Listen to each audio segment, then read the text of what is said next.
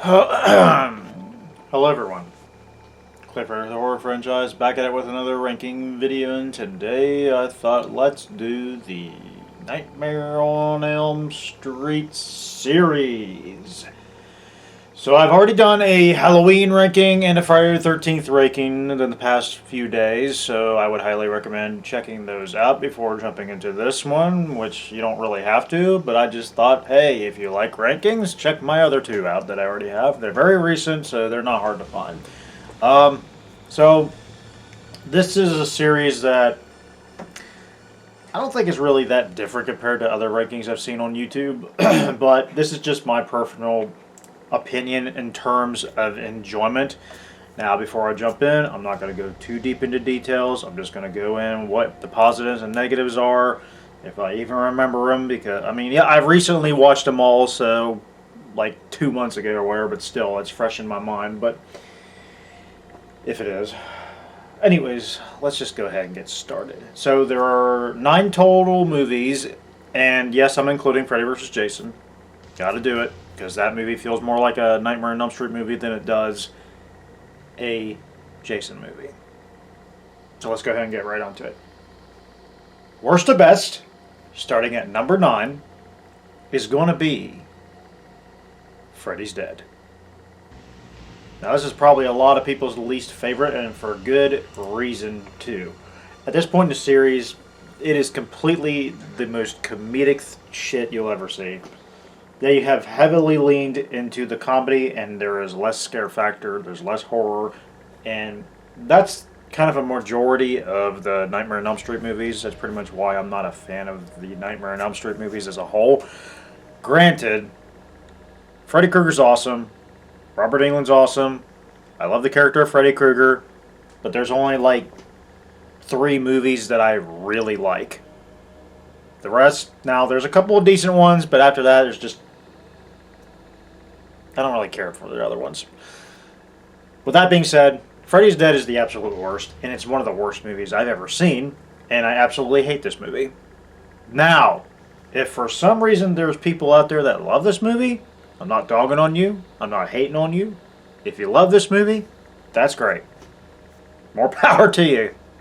But it's just not for me. This is not my kind of movie. I like scary and serious movies.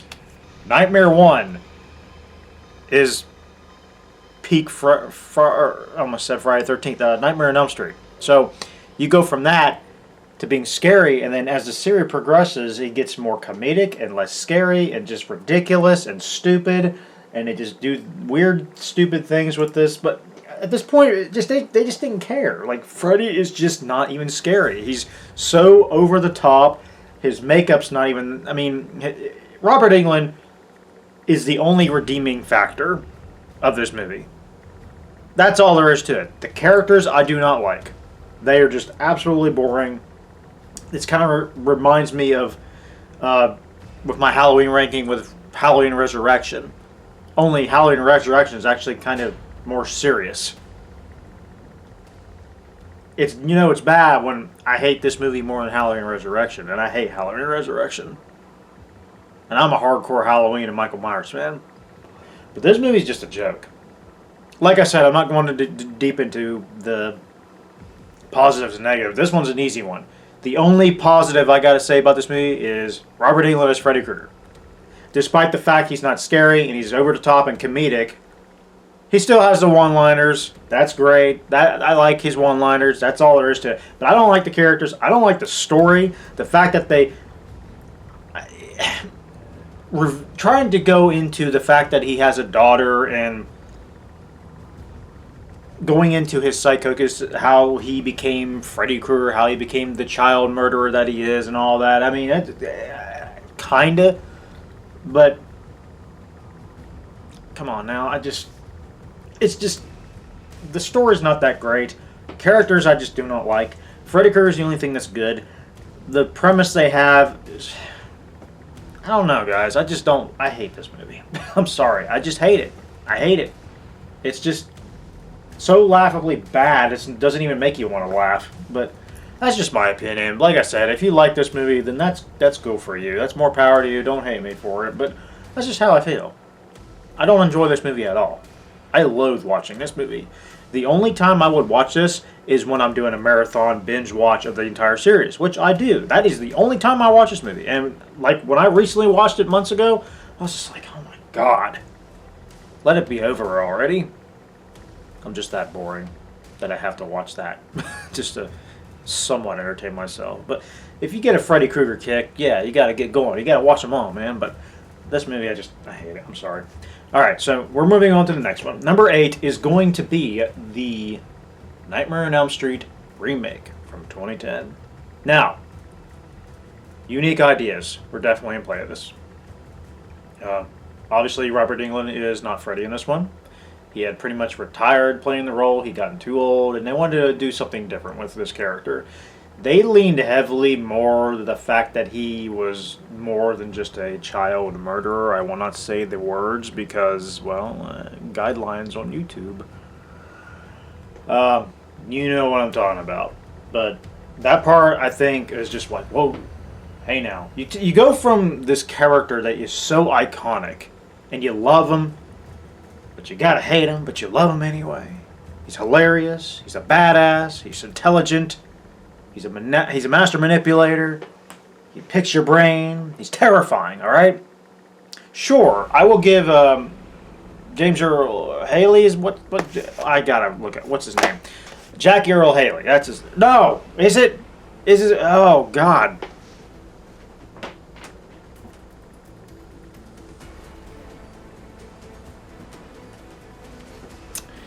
Let's pause this for a second because I'm gonna feel like an absolute jackass.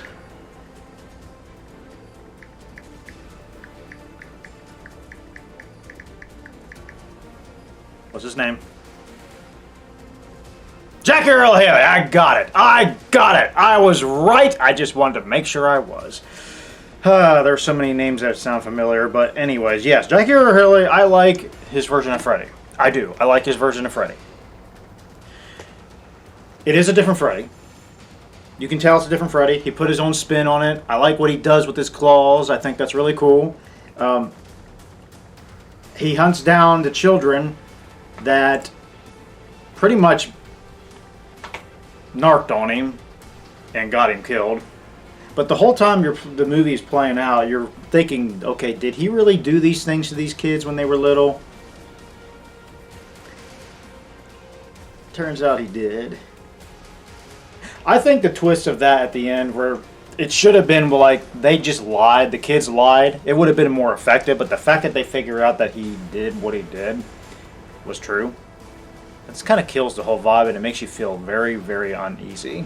Made me feel, whoa, they just went there. What they did with it was hinted at in the first movie, the original, but they didn't go full in depth with that like they did with this remake. They took a risk. They took that road. It didn't land for a lot of people. And for a lot of people, this is definitely at the bottom of their list. It's at the bottom of my list, but I don't really hate this movie. They took a risk. They dropped the ball. It didn't work for a lot of people. For the vast majority of this, it didn't work for me. But, and the CGI with the CGI is not that great either. When you have to, they put CGI on Freddy for his burn marks and such too. And I didn't really notice it until I started reading about it, and then I actually paid more attention. I was like, okay, that's CGI. Now I see what they're talking about. The performance of Jackie Earle Haley as Freddy, for this type of Freddy, he did a good job. But this is not our Freddy. This is not my Freddy. Robert Englund is our Freddy. But I do appreciate the fact that Jackie Earle Haley took his own spin with it, and he ran with it for what he was given, and they took a risk. They dropped the ball with the movie. And not to mention, I think it's kind of boring. It's kind of boring. But there are some cool moments. There are a couple of cool moments. The kills are okay. They're okay kills. Jumping from character to character to character, I found that to be kind of interesting. Especially Katie Cassidy's character. I forgot her name. Chris. That's it. Chris is her name. I liked her character. There are actually a couple of people I liked in this movie. despite the last one that we were talking about. But I liked her. But then she gets killed off. And I'm like, fuck. I actually felt, I was like, man, they killed her off. Damn it, that's when you know, like, okay, I like this character, but then you kill her off. It's like, oh. Jumps to the ex-boyfriend, or boyfriend, whatever he was. Kind of a douchebag. Didn't really care much for him. It was crazy how he died in a damn prison, though. Then we have Quentin. I like Quentin. He's in Dead by Daylight, by the way. For those Dead by Daylight fans or non-Dead by Daylight fans that don't know nothing about Dead by Daylight, or notice I play Dead by Daylight, or used to play Dead by Daylight, or kind of playing Dead by Daylight. Anyways, Quentin's in the game. I like the character of Quentin. He's probably my favorite character in the movie. I really like him. The actor playing him, I liked him. I've seen him in a couple other things. I like him as an actor. He's not my favorite, but every time I see him, I'm like, hey, I like this guy. Rooney Mara's her last name. I've seen her in another movie, Red Dragon or whatever it's called. You know what I'm talking about.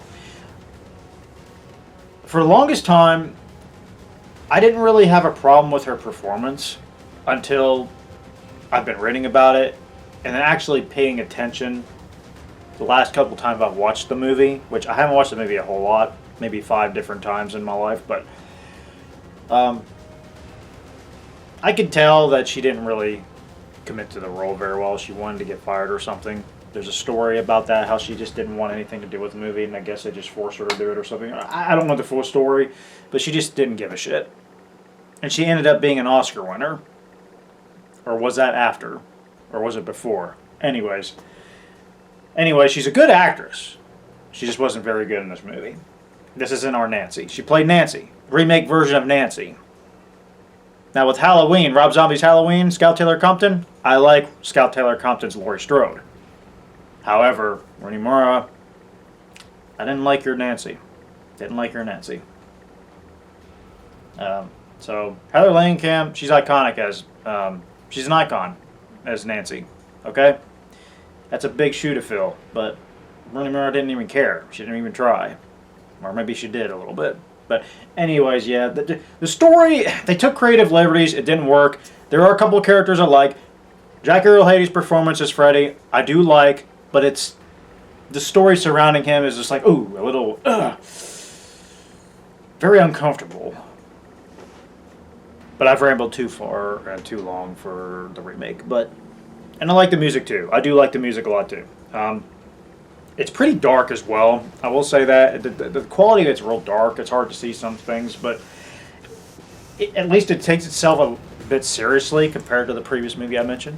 But it's number 8. There are other ones that I get a little bit more enjoyment out of, but it's just the whole fact, the story surrounding Freddy Krueger, and there's not really a likable character except for a couple, and that redeems it a little bit. And they took a big swing with something. It just didn't work for a lot of people, including me. But I don't hate the movie. I just pretty much dislike it. Even though there are a couple things I do like about the movie, and it's not much. Anyways, number 7 is going to be Dream Child. Nightmare on Elm Street 5, Dream Child. Now this one is where the series really started to fumble really hard. It's always around when the 5th movie or something, when the series, or any franchise just really just goes downhill hardcore. It's either that or it's like the 3rd or 5th movie. By the time you get to the 3rd movie, that's when things go to shit. The 4th one tries to redeem it, it's better than the 3rd. But then you get to the 5th one, it just fumbles, dropping down the hole. It just goes down the sinkhole. However, this movie, it definitely leans more heavily into the comedy.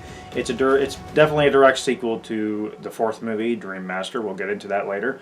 But Dream Child, the redeeming qualities, I will say this. Obviously, Robert Englund, he's always great as Freddy. We'll get that out of the way. Even though he leans heavy into the comedy stuff in this one.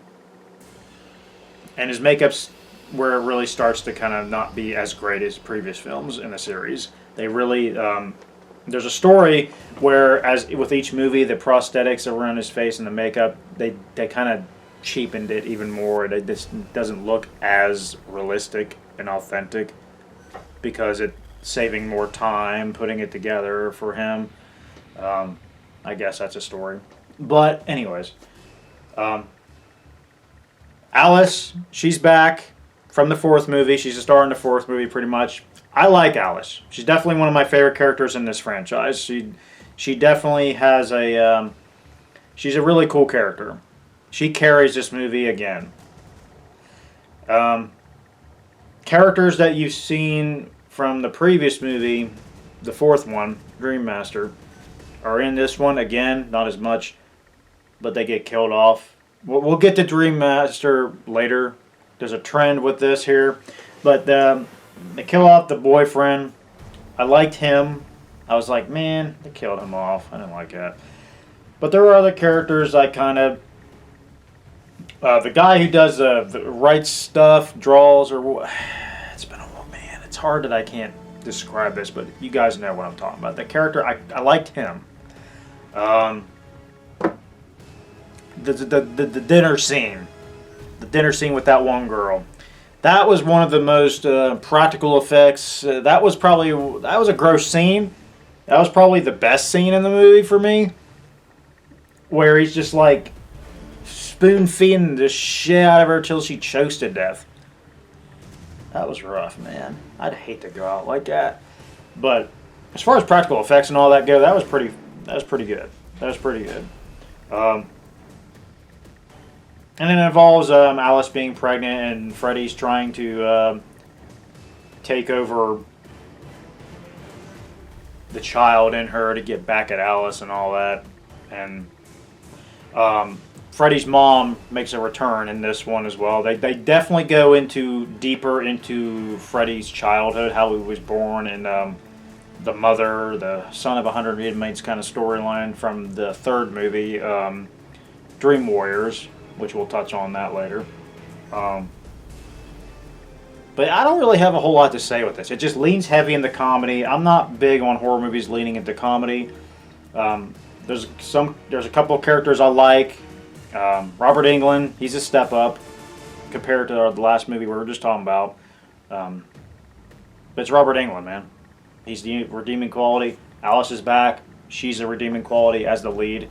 I enjoy her. I enjoy Freddy still, even though he's laughable and jokey and all that. It's just comedy just doesn't do it for me, guys. But let's move on from here. Like I said, I'm not going too deep. I'm just going pros and cons, just in terms of enjoyment and all that crap.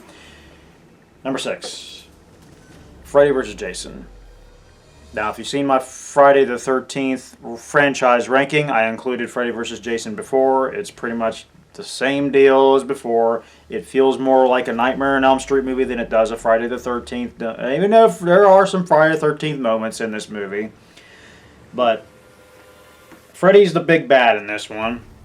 And, of course, this is Robert Englund's final portrayal of Freddy. And they definitely whooped ass with the makeup this time.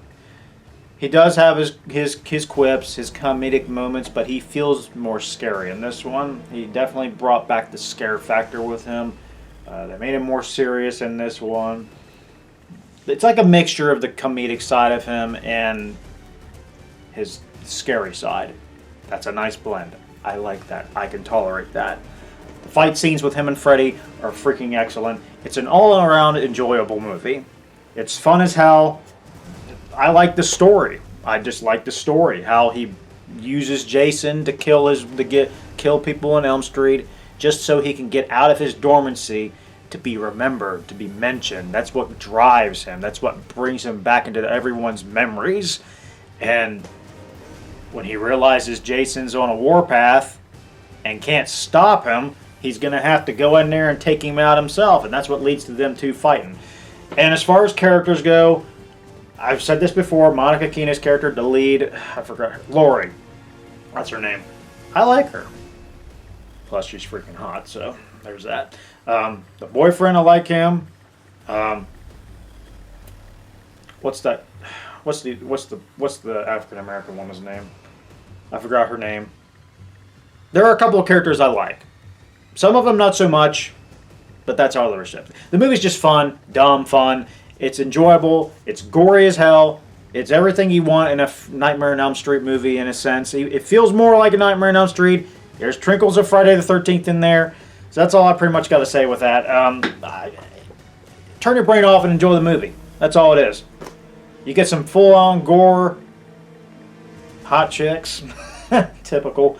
But no, that seriously, like, and they brought Hypnocell back. I got to bring up Hypnocell. I brought it up in the Friday 13th. They used that in Dream Warriors. They brought that aspect back. I like that. How it tried to keep everybody from dreaming and all that.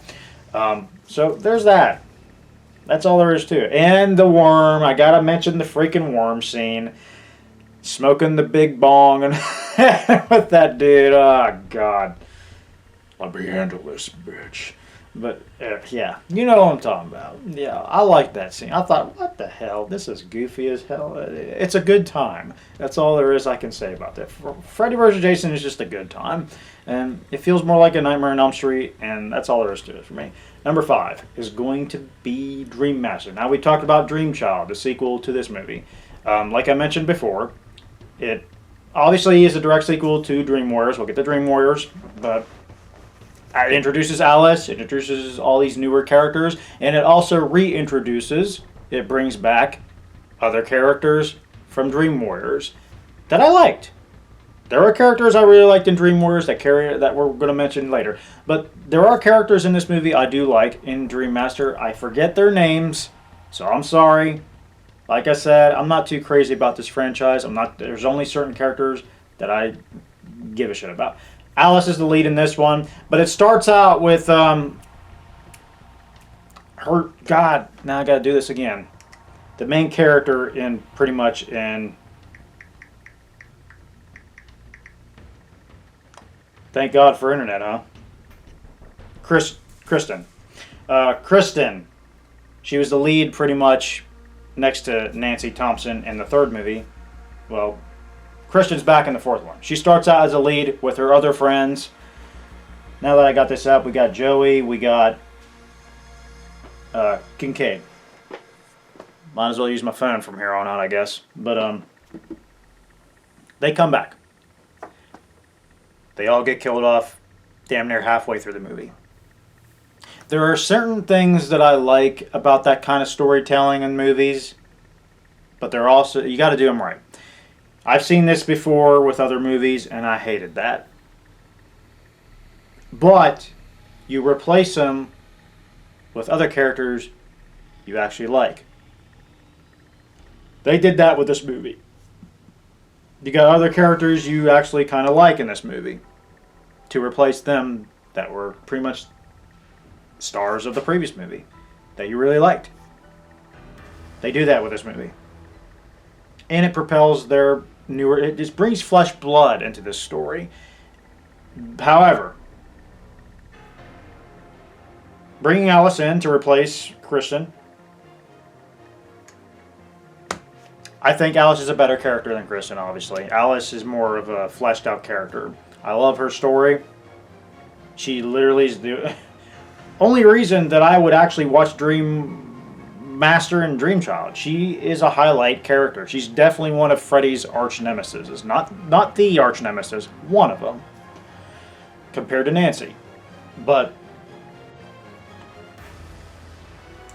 Alice is great. I just think her story is just awesome.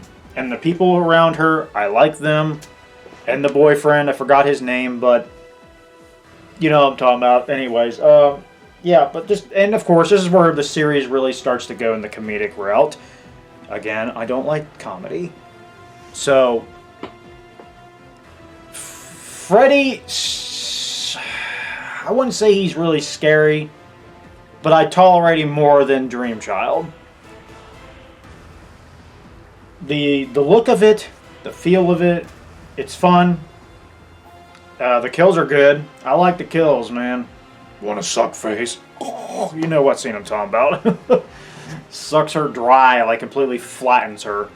Like, that's crazy.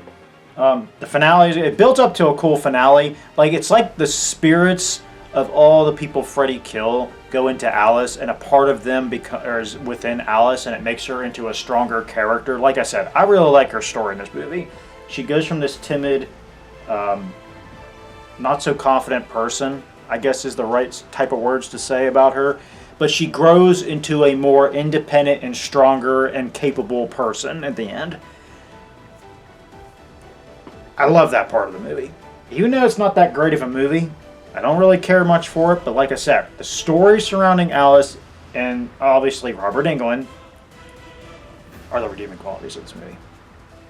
Even though it jumps into the comedic parts, I still kind of enjoy this movie. But after this movie, this is where the series really just goes straight down, excluding Freddy vs. Jason.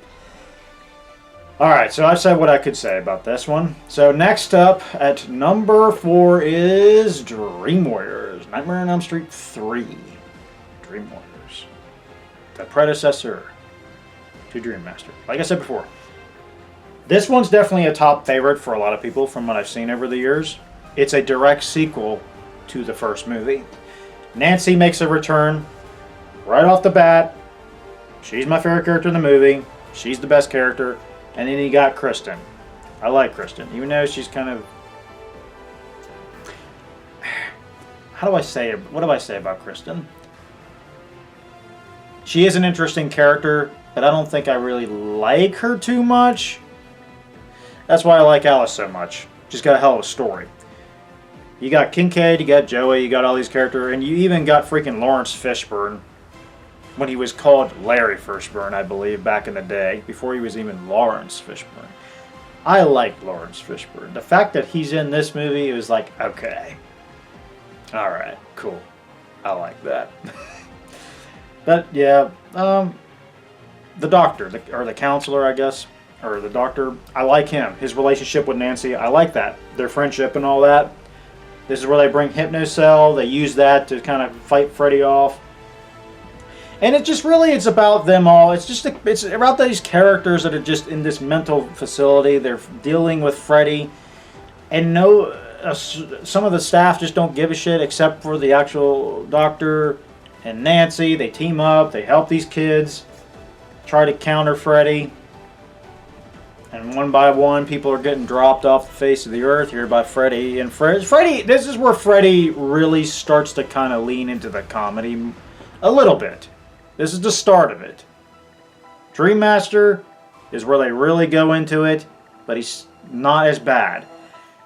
Dream Warriors, they really mix that scare factor in the comedic side of him. He's got those quippy one-liners.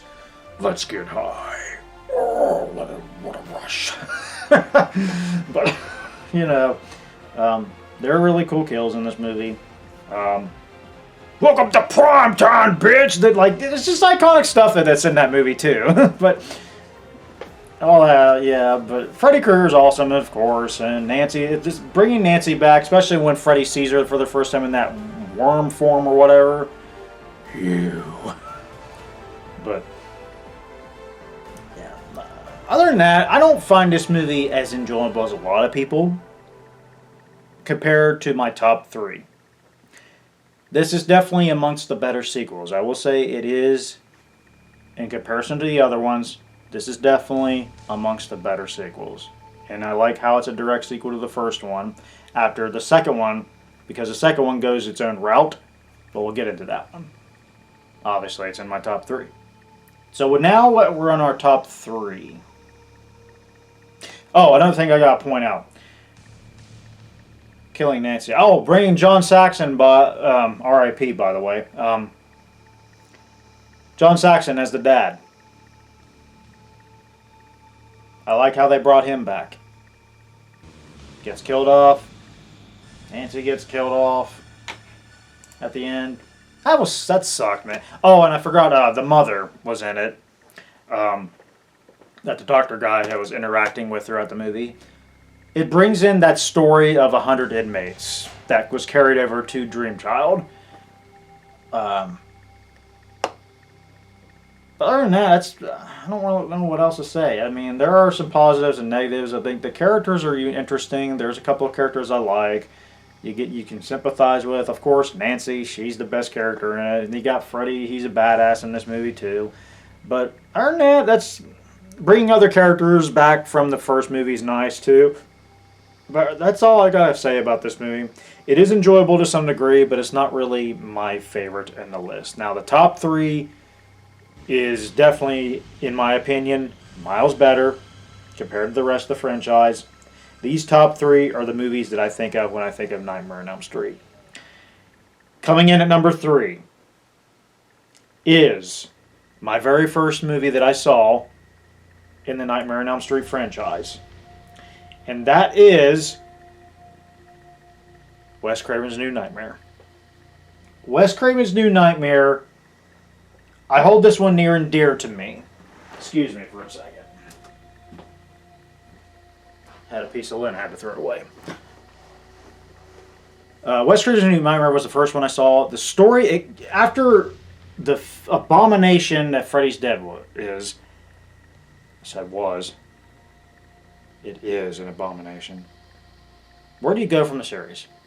Like, where do you go? Well, Wes Craven had to jump in and fix that. And man, he came up with a killer story. I like this story a lot. I like the fact that it's Heather Langenkamp herself. It's taking the real world and just the world, like, it's just where we are today. Oh my God. The Nightmare on Elm Street movies. We're going to make another one, guys.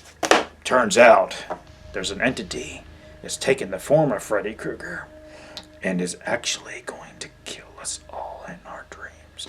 And Wes Craven, writing this story, everything plays out just like how he's writing it. I thought that was very eerie and creepy. That's the thing about this movie. It brings Freddy back, even though it's not really Freddy, but it's the form of Freddy. Bringing that aspect of horror and the fear and the presence of Freddy in such a scary way. And the fact that Wes Craven created a story where it takes the real life people, Robert Englund, John Saxon, Heather Langenkamp, dealing with this uncertain entity that they can't understand. And the whole time people are starting to realize, like, what's going on with Heather Langenkamp? Is she losing her freaking mom now? Well, turns out she's not wrong. But I like the dynamic between her and her son. I forgot her son's name. Here we go with the phone again. Her son. What's her son's name? Dylan? Is it Dylan? Is that his name? I'm going to say Dylan. It is Dylan. Dylan Porter. Right? Right?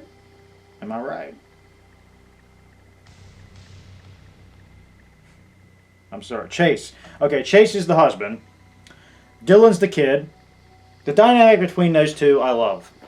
Heather Langenkamp grows so worried throughout the movie, and just for her son. It's all about protecting her son from an unquestionable entity that could not be conquered. May not be conquered. And just like I said before, like Wes Craven being in it too, explaining the story and just how his writing is what's causing everything. But I think I've always really liked this movie. I think this is definitely how you do something so different, but it freaking works. In my opinion, though, I don't know how anybody else feels about this movie. This movie's weird. It's kind of back and forth, more in the middle to the top of the list, I think. But as its own thing, bringing Freddy back and scarier than ever. His look is terrifying. The freaking hand glove with the claws, the metal claws, and all that. I think that's freaking cool.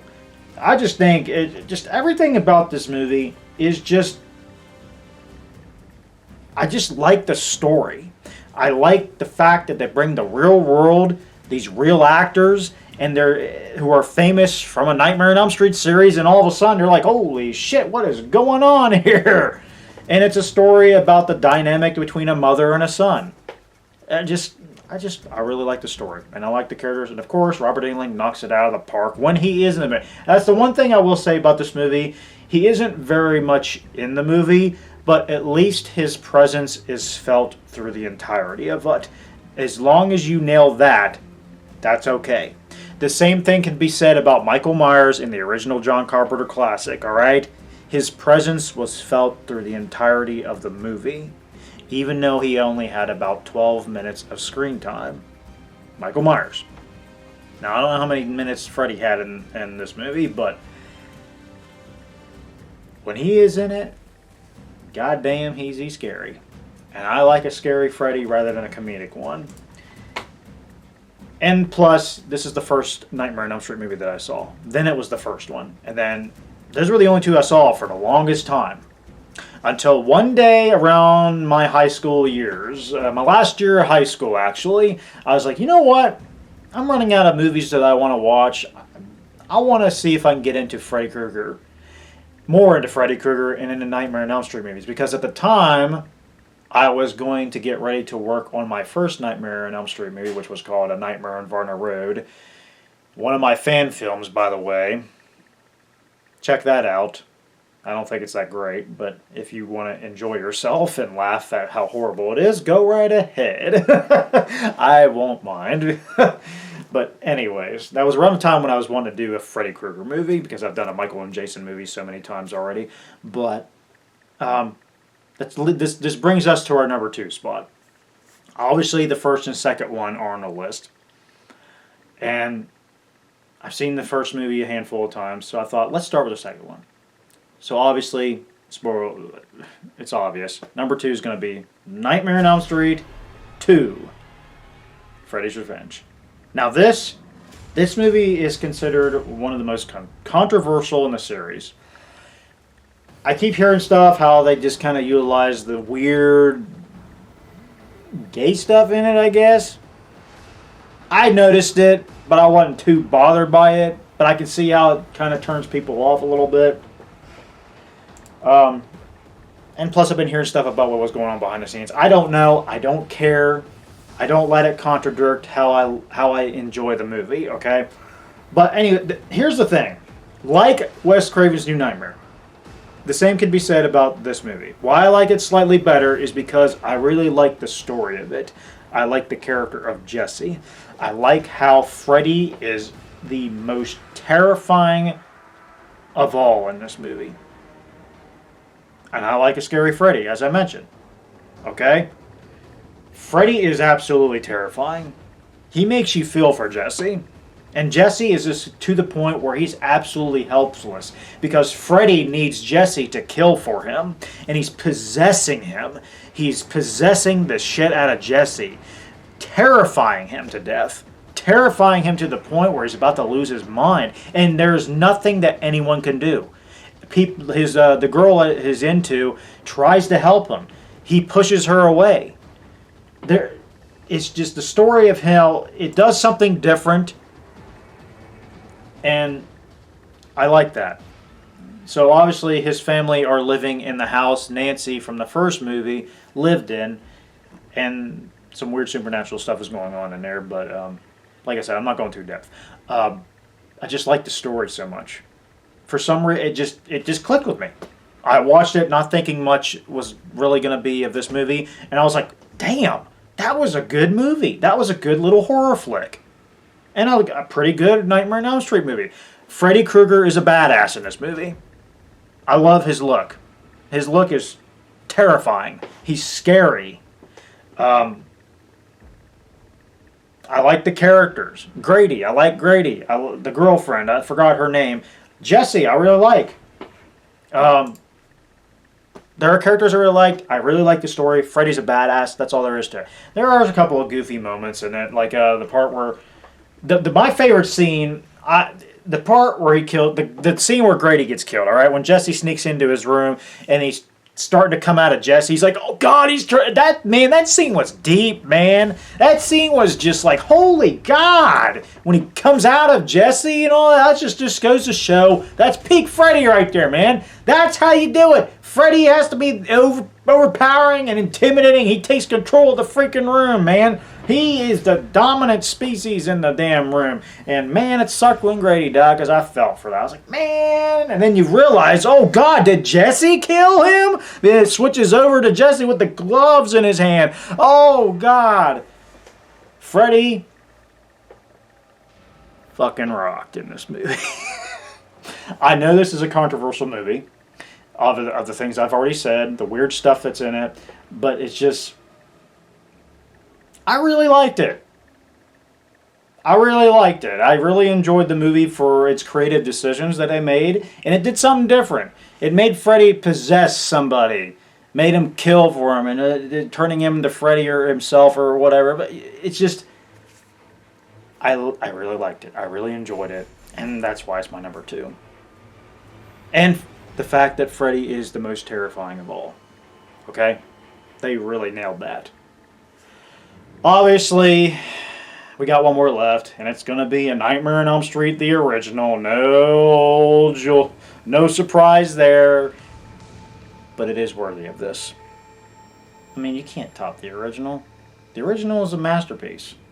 Now, is it my favorite horror movie in the world? Is it in my top 5? Maybe. You know, I should do that one day. I should do a top, 10 favorite horror movies of all time. I know what my top 3 to 4 are, but I never really actually sat down and did that. Sorry to get off topic. And what else is there to say about Nightmare on Elm Street? You got the introduction to one of the most iconic horror villains of all time, Freddy Krueger. Freddy Krueger is scary as shit in this movie. This is God. Just, Freddy's a badass, man. And you introduced Nancy. Johnny Depp's first movie, by the way. Introducing Johnny Depp. Man, his death was brutal as hell. Everybody is a memorable character in this movie. You got memorable characters. The mom. You got the biker girl. Not the biker guy. The punk rock guy. I forgot his freaking... How is it that I'm forgetting these names, guys? I'm sorry that I have to annoy all of you with this, but... Here we go. Let's break down the list. Nancy. We got Glenn, who's Johnny Depp. We got Thompson. Sheriff Thompson. That's John Saxon. We got the mom. Tina. Tina, of course. Rod Lane's the guy's name I was trying to bring in. Marge Thompson's the mom. Rod. Tina. Here's the thing that I will mention. What they did with the remake with Christy, and then going to Quentin and Nancy, it's borrowed from the first movie. The focus is Tina in the first 15 to 20 minutes of the movie, and then it jumps into Nancy. But you feel for Tina. Right off the bat, you feel for Tina. Very good characters, very good writing, very good story. How it leans into Freddy's background, how he became what he is. Or you just don't understand. And it makes you wonder, but here's the thing that I liked about the ending of this movie. After everything that's happened, after Nancy grows the courage to fight this demon that's killing her friends, was the whole thing a freaking dream? Was it all just one big nightmare itself? I don't know. I like to leave it ambiguous. I think it's a very interesting ending, how it played out. Obviously, Marge gets killed at the end, gets pulled out through the door and all that. But Freddy, was he truly beaten? Come on. Was he really beaten? Can you really defeat Freddy Krueger no matter what you do? You never know. The fact that, compared to Michael and Jason, the one thing I'll say about Freddy Krueger, that he has over, when it comes to pretty much every slasher killer, except for Pinhead. That's a different topic right there. Pinhead, that's a different story. I think Pinhead's the only one that can really put Freddy to shame. But Freddy Krueger is so terrifying. He's so evil and diabolical and manipulative. The fact that he takes your worst fears and uses it against you. The fact that he, no matter what, you have to go to sleep at some point. Or you're just going to drive yourself crazy. Or you're going to be comatose and you're going to be in deep coma sleep. He's going to get you no matter what you do. As long as you're awake, you're only delaying the inevitable. How's that? He's eventually going to get you no matter what. You have to sleep at some point. Until you bring in Hypnocell and counter the dreams. Then that's your only way of beating Freddy. But no, seriously, Wes Craven really created something special with this guy, and just with this movie. And Freddy Krueger is just an icon. I don't know what else to say. The story's really good. I got memorable characters. This is Freddy Krueger. The second one, I think he's scarier because of how the fact that he can possess somebody and make you do shit. I think that's more scary. But even then, in the first movie where he just goes into your dreams and kills you, you die for real. That's bad. That's scary enough as is, if not scarier. But everybody's up to different tastes. But I mean, come on now. The original is the top dog, man. It can't be. Now, for a while, I even had New Nightmare at #1 because it was the only one I really knew of, and the first one. And as time went on, I was like, yeah, this is the real Freddy right here. The original's got to be it. And then I saw the second one after many years, and I was like, yeah, I gotta top this one over New Nightmare. So that's my top 3: original, Freddy's Revenge, Wes Craven's New Nightmare. That's Freddy. That's scary. Scary Freddy. Scary Freddy is what I like. When he goes into that comedic crap, I'm not a big fan of. Dream Warriors, I can tolerate because he's a mixture of scary and comedy. Dream Master, that's where they go into comedy, but I tolerate it. Dream Child is where they go real deep into that, and then just from there. But that is my ranking of A Nightmare on Elm Street franchise. So I hope you guys enjoyed this video. Sorry I had to go all rambly and crazy about it, because that's just how I am. I just don't script these things. I just go with the flow. Yeah, I think that's just how I do my videos, guys. I just go with the flow and just see how things go. But that's all I got to say about this, and I don't know where I'm going to rank after this. We'll just have to see where things go from here. So until then, I am going to sign off, and if you like what I am doing here with these ranking videos and other things I'm doing, hit that like and subscribe, and we'll just see where this goes from here. Alright? Scream might be on the list, maybe Chucky, Child's Play, I don't know. I'm not too crazy about Child's Play. Scream, I do like the Scream series. That might be next. Hellraiser, I could rank Hellraiser, but I haven't seen all the movies. 2 of them I haven't seen. But anyways, I'm out of here, guys. I'm tired. I'm going to bed. But until then, I'll see you guys next time. Peace out. Have a good night.